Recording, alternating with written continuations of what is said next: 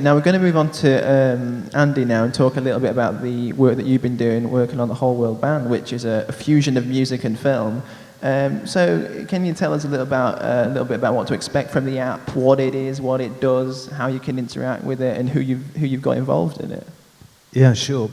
The idea for Whole World Band came from one of your fellow video directors, Kevin Godley, who obviously has a deep history with Stockport and Strawberry Studios and the band 10cc.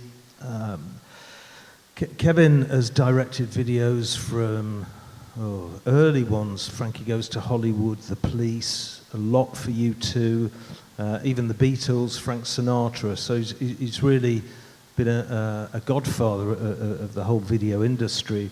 That world, apart from the absolute cream of the crop, like Coldplay, for example, is not what it used to be in terms of the funding available and so on. So everybody has to kind of look at things a little bit differently. You mentioned earlier YouTube hits and so on.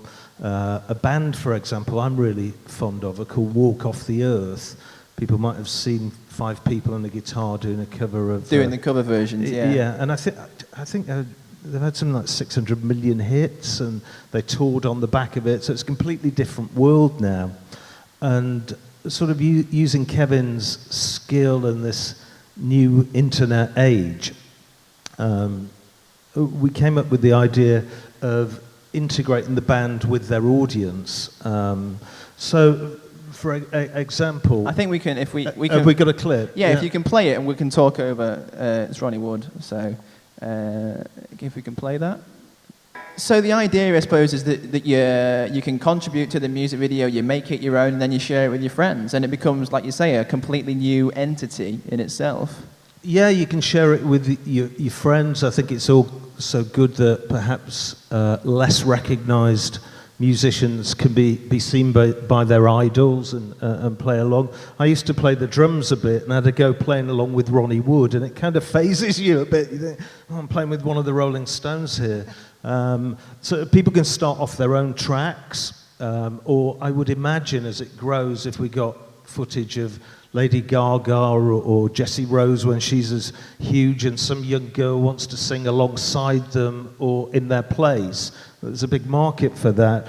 Picking up on something Matt was saying, it's very, very important to get this correct commercially, and whether we like it or not, bonding companies and venture capitalists have to get involved. I think where I live is somewhere between the creative people and the commercial people. So I had quite a torrid time going around all the venture capitalists like the Dragon's Den, getting to believe in what Kevin was doing and what we could do with this. And that involved about 9 months worth of business planning, profit and loss forecasts, really boring stuff. But where we got to with Whole World Band is that if somebody downloads a performance, they get the app for free. I think it'll be released in January now. But if they download, say, a performance of Ronnie Wood, he will get a cut of that download.